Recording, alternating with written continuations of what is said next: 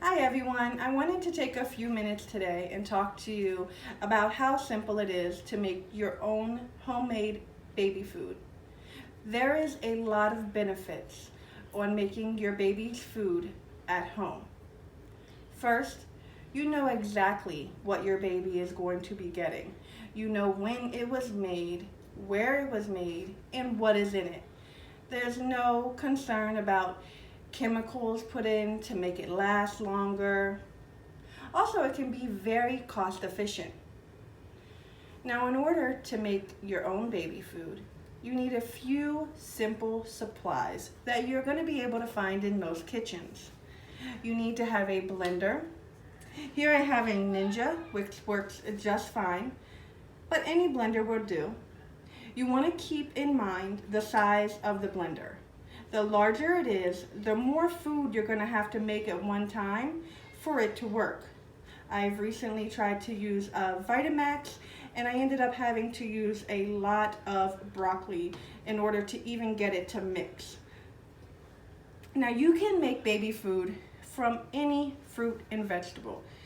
You're going to want to follow the guidelines. If you cook it to eat it, you're going to want to cook it to make it into baby food. So the butternut squash you will want to cook like regular, let it cool down, and then blend it. Broccoli, you would want to steam it. Green beans, carrots, you would also want to steam.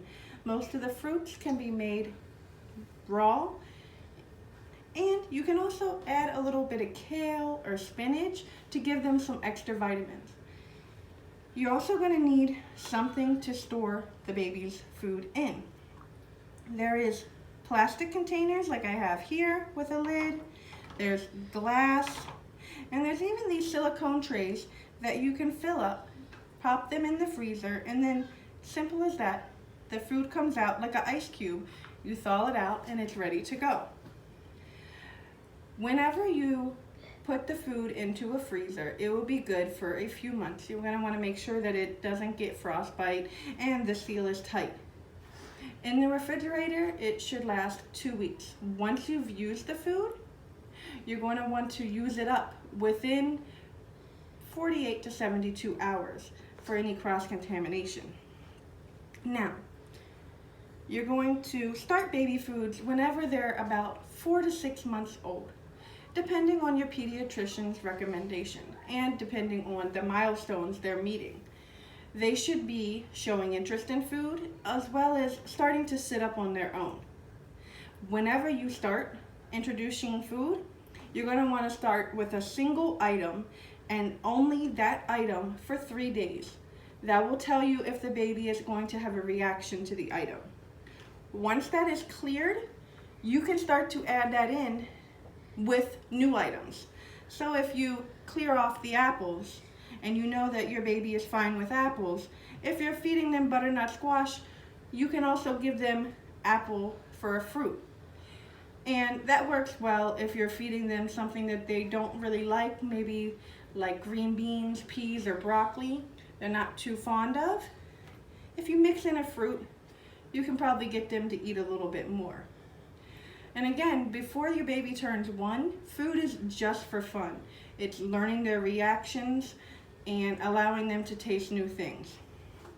So, depending on what you want to cook for your baby, and depending on how old they are, you're going to put all your items in, or your single item, should I say, into the blender. You're going to blend that until it comes to a pretty thin consistency, almost like a soup.